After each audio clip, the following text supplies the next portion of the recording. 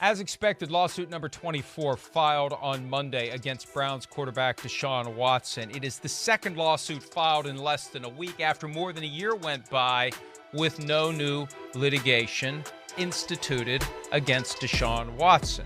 Now, the difference between last week and this week is significant. And if you're watching the program, first of all, thank you. Second of all, you can read the statement. I don't need to read it to you. The difference is significant. The person who sued last week, they expected it. They knew about it. The woman who filed last week's lawsuit did an extended podcast interview last August during which she detailed her allegations, the same allegations that made their way into the document that was submitted last week. Yesterday's plaintiff, Chris, and this is significant, and we became aware of this when Rusty Hardin, who represents Deshaun Watson, issued the following statement on Monday evening. We are unable to respond to the new lawsuit at this time. Our legal team has not had time to investigate this new filing and had not heard her name until today. Deshaun continues to deny that he did anything inappropriate with any of the plaintiffs. I think it's critical and potentially extremely significant that the person who sued yesterday was someone that they did not even know about. Now, it's possible, and this is where I don't want to go too deep down the rabbit hole of parsing language, but language is important, and lawyers dabble in language. That's their stock and trade. That's what they do. How you say things, how you write things, what you say, what you imply. I read Hardin's statement to possibly mean, they didn't know her name, but through the proper and aggressive questioning of Deshaun Watson, they knew maybe there was somebody else out there who could make a claim. Because one of the things they would have done / should have done over the past 15 months, Chris, is make sure they're aware of the full universe of individuals who could have any issue, any problem with Deshaun Watson. Now, the problem is he denies doing anything wrong, so is he going to flag for them? No, that's the problem. There was an interaction. Wait, I can't remember her name. With that 107th masseuse, yeah, exactly. Yeah, so where does the line end? Well, that's right. That's right. And that's what should be terrifying to Watson's legal team. Because if they didn't know, not just the name, but the general circumstance that there was another one out there floating around that maybe we needed to be worried about, but we weren't sure, if they had no idea, if this was completely off the radar screen, how many others? And that was the thing in the lawsuit, page 1, that really struck me. The allegation made in this latest lawsuit that Deshaun Watson found, to use the words of the paperwork drafted by the lawyer who represents all 24 of these individuals, so is aware of the evidence that's been developed. Random strangers, that's Tony Busby's quote, found on Instagram to give him massages more than 100 times. We knew about the 22. We knew about the 18 massage therapists who vouched for him. That was 40. And I remember saying a year ago, we had the conversation. Yeah, 40? Who the hell Why has do you need 40? 40? Yeah, who the hell Well, has now that? it's more than 100. Yeah. According to the allegations, page 1, jumping off the page. Based on the evidence, presumably, that has been... Now, look, I'm going to give Tony Busby the benefit of the doubt and say he's not throwing around this stuff falsely or recklessly. And, hey, look, if Rusty Hardin had anything to say about it, if that was false, I'm just thinking of this now. If that more than 100 was false, that should have been in last night's statement. We don't know the name of the individual until today, and we can't respond to her lawsuit, but we do need to say this. The allegation made in page 1 that Deshaun Watson has found random strangers on Instagram for more than 100 massages is categorically, unequivocally, and completely and totally false. That's kind of an important statement to make if it is false. If it is false. Yeah. Which I would think it's not, because they didn't address. I mean, to me, that would be the most obvious thing to address there. If that was false, you squash that, which again would lead me back to they're not exactly sure how many women or where the line ends, and that's where it's scary. I mean, really, I don't know. Can it get worse right now? It's one big blow to Deshaun Watson and Rusty Hardin after another here as of late. Things aren't getting better; they're getting worse. Right. And I was already at the point where I don't know, Mike, does this even matter? Do you think this really piles on and the NFL was like, whoa, we were going to make it you do? You think this does matter? Here's why. Okay, go ahead. Let me hear it. I think that this The events of the last week have created a negative turn in the court of public opinion. 100%. Not that it was a great situation for Deshaun Watson anyway. Right. Between last week's lawsuit, the Rusty Harden justification of happy endings, real seeking sports, happy endings, right, and then you throw on the 24th lawsuit filed by somebody they didn't even know of, and the details are graphic. They are. Of this lawsuit. Graphic. You put all that together, public opinion trending against Deshaun Watson even more than it was. That makes it important from the league's perspective because at the end of the day, the personal conduct policy is not some sort of in-house justice system. It's not about justice. It's about coming up with consequences that match the expectations of the public. It is a PR tool. 98% of the employers in this country do not care what happens between an individual and the criminal or civil justice system. It's not their business. I've said this before. I counseled employers when I was practicing law. You can't hold this against them. This has nothing to do with you. This isn't some crime that he committed on your property, on your premises, against your interests. You're not the victim. No one was victimized on your premises. This is his private life. You can't invade the private life of this person. Well, in the NFL, you can because the union has allowed it and because it's all dependent on people giving money, giving time, giving attention to the product. So the Shield has to hold accountable individuals who engage in misconduct away from work. That's what we've evolved to. And that's why it's a PR tool more than anything else. Right. And that's why, Chris, to answer your question, it is relevant that this has taken a turn in a negative way. Because at the end of the day, the league is going to fashion a punishment that is aimed at balancing what the league thinks the public wants. And what happened 8 years ago? They didn't go far enough with Ray Rice, and the commissioner almost lost his job over it. They are not going to fail to go far enough with anyone else on this commissioner's watch. I wouldn't think so. And you know, to your point, Mike, and I think you said this a little bit in text message last night, so I'm not trying to steal it or whatever, but just something I hadn't really thought about. You know, you bring up the Ray Rice, that issue there. I would almost think you have to come down hard if you're the NFL here, just in case, like, you know, and you said this in text last night. Okay, we gave a suspension, and now we've got, you know, who knows, 10 more lawsuits and some other graphic details to where I think you would have to, you know, err on being strict or tough or hard, however you want to call it, on Deshaun Watson for just the just-in-case scenario of, oh, wait, there could be more. We don't know where this all ends. I would think. Am I wrong to think that? Well, and I think that was a point that Pete made on the text chain. Is not it Pete? me, Okay, fine. I'll give Pete some credit. He's not as dumb as he looks. and actually, you know, the NFL waits and waits until it has to act. And lately I've been saying, hey, at some point you have to act. Well, you know what? The fact that they waited through Memorial Day weekend, it's worked to their benefit.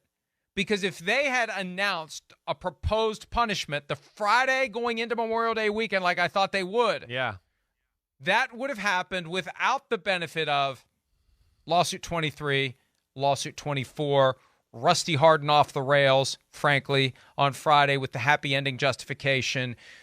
Because now, and look, I don't know what's going on at 345 Park Avenue, but I do know this. There are people in that building who believe Deshaun Watson should not set foot on a football field until these cases are resolved, even if that means paid leave. Well, now, if part of what's going on is Roger Goodell's trying to harmonize the various competing interests and the people who are saying you may be going too far and the people saying you're not going nearly far enough, now you've got some ammunition to maybe push this toward a stronger suspension. Right. Or and Chris, here's it's gotten so bad that I asked the league yesterday, and let me back up. Back in late March, the commissioner at a press conference following the league meetings seemed to take the possibility of paid leave off the table. He basically said, if we're going to do anything at this point, we're just going to suspend him. Right. There's no need for paid leave. Well, you know what? After lawsuit 23, the Rusty Harden justification for happy endings monologue, and then lawsuit 24, I asked the league yesterday, is there any chance that paid leave is back on the table? And they declined comment. And it's like, oh, come on, if the commissioner is going to talk about paid leave in March, why can't you answer my question about it? It's fine, decline comment, because it implies. I I don't know says what something. It implies. It implies that Paid, they're thinking about it, maybe. The commissioner said, all they have to say is, the commissioner said what he said back in March. Exactly. There's no reason to alter that. They could have said that. Right. They said, no, we declined comment. The matter is still under review. Do you think updates? The matter is still under review. So you think this delays the NFL investigation? At some point, I feel like they just got to you just go with the year and you go. The year's hard, and we'll see where it goes. I am putting back on the radar screen for my purposes of monitoring, assessing, and analyzing. I am putting back on the radar screen the possibility, because if they're not going to tell me.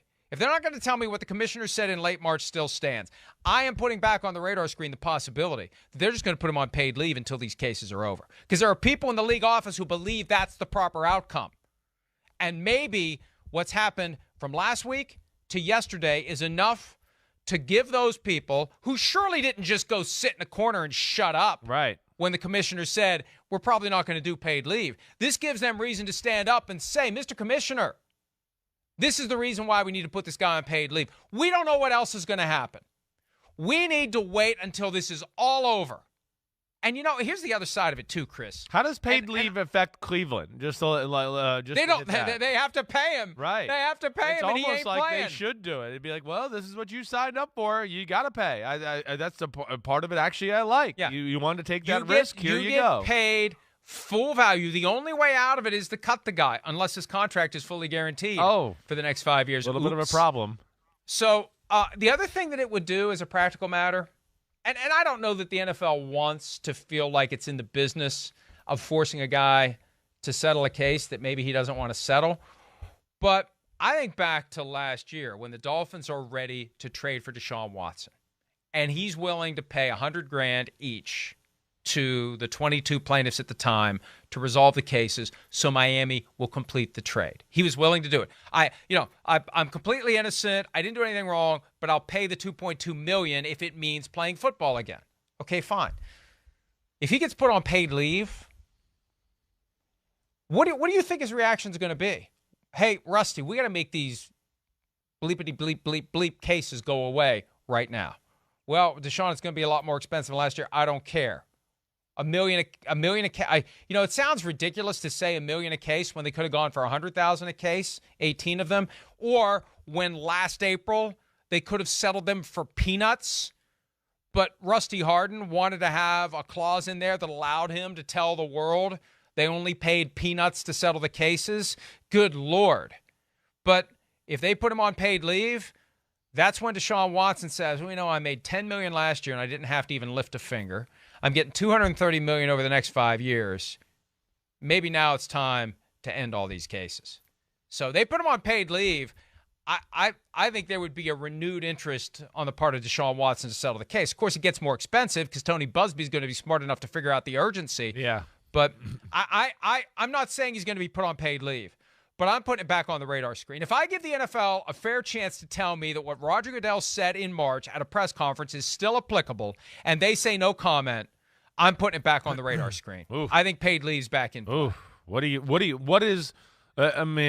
I don't disagree with you that I would think it's back in play by the lack of no comment either, because like you said, it'd be easy to go, no, we've commented on this, and there's the answer.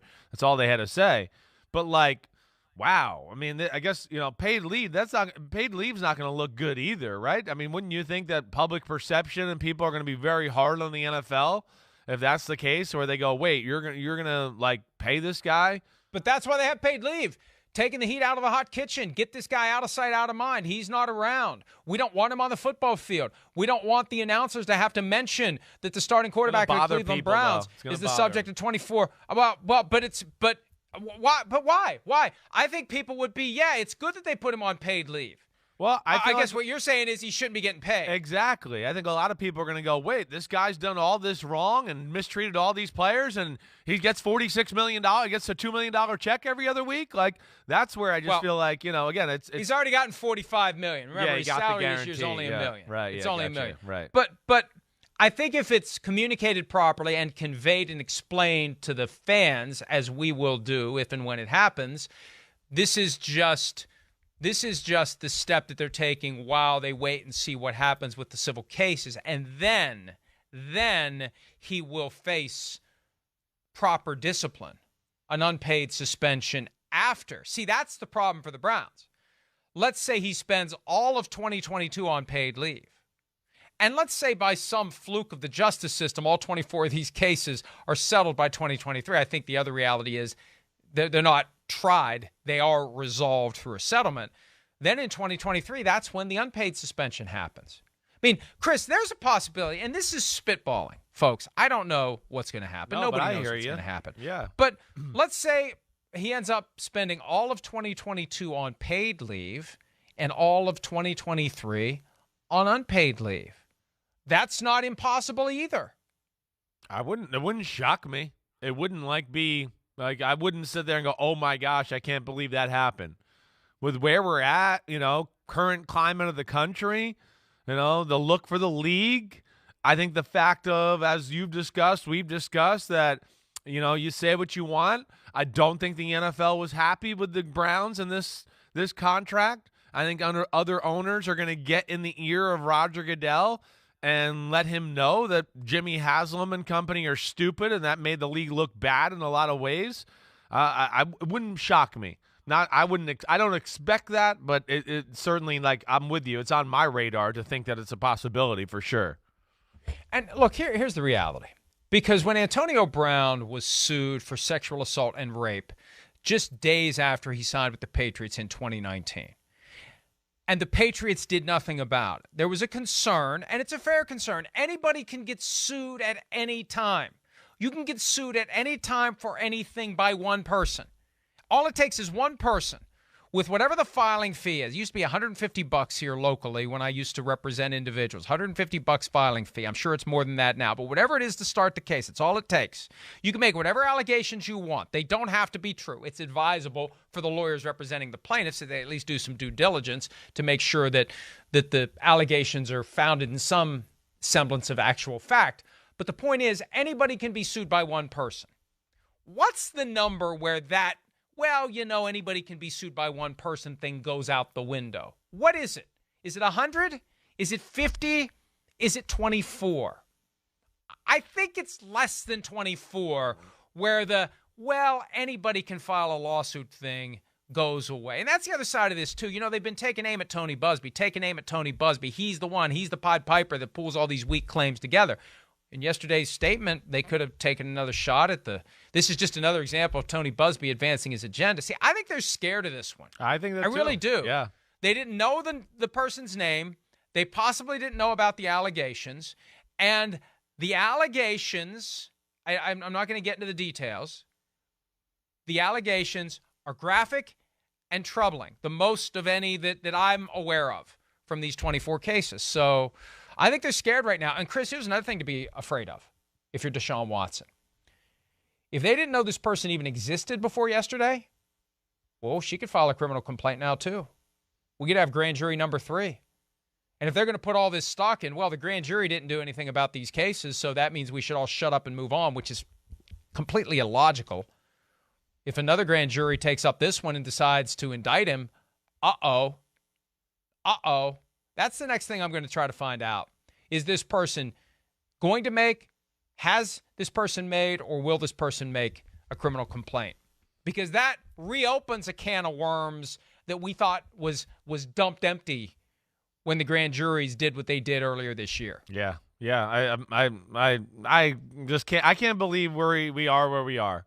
And I really kind of thought we were towards the end of the stories and stuff like that, and just the last month has been a barrage of really once every few days of another blow to Rusty Hardin and Deshaun Watson. And yeah, I don't know. Again, either it's just, I guess, reaffirming my thought that this will be a full year suspension. I really actually think I will be shocked if it's not a full year now at this point. Or a full year of no football, paid or unpaid. Sure, right. No football for Deshaun Watson. One other thing, too, and you can read the story at PFT. There is a way, potentially under the contract that Deshaun Watson signed, that this 24th individual puts his guaranteed money at peril. I'm not going to get into the legal weeds, and ultimately the document the letter, the side letter between the Browns and Watson that details the exception to the default language that would potentially put his $230 million guarantee at risk. We don't know what that says, but the language of that letter goes a long way, potentially, toward including or excluding this 24th allegation. But if they didn't know about this person and they didn't write that letter broadly enough to encompass anybody who may came out of the weeds, they got a problem, an even bigger problem on top of the problems that they already have. And I still feel bad for Browns fans. I said this at the beginning. And my niece, who is a very ardent and zealous Browns fan, she didn't like that they traded for him. I said, would you feel better about it if he resolved all these cases right now? And she said yes. And that's what should have happened. We said it at the time. We shouted it. March 25th, the day of the trade. We shouted, settle the cases now. Go into Cleveland with a clean slate. The Browns fans should not have to carry this burden around as part of their fandom, because there are plenty of them that are now knee-jerk, tribalistic Deshaun Watson defenders for one reason and one reason only. Yeah. He's the quarterback of their football team. That's right. Yeah. And they shouldn't be put in that position. Yeah, that's tough. You're right. It is. It's a very tough position. I do feel bad for them too. And again, I don't know. They're going to I think they might we might be feeling bad for them for a while here, because I just don't see how this issue is going to come out very good for them. Folks, don't get mad at us. We're on your side. If you want to get mad at anybody, get mad at Deshaun Watson for not settling the cases.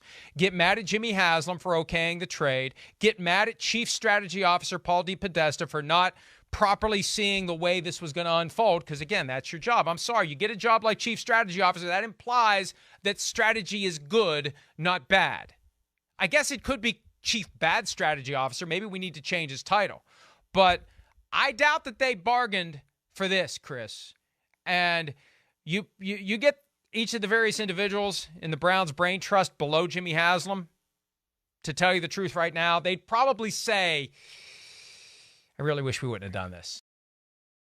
Hi, I'm Mike Tirico, and thanks for watching. Make sure to hit subscribe for the latest news and highlights from NBC Sports.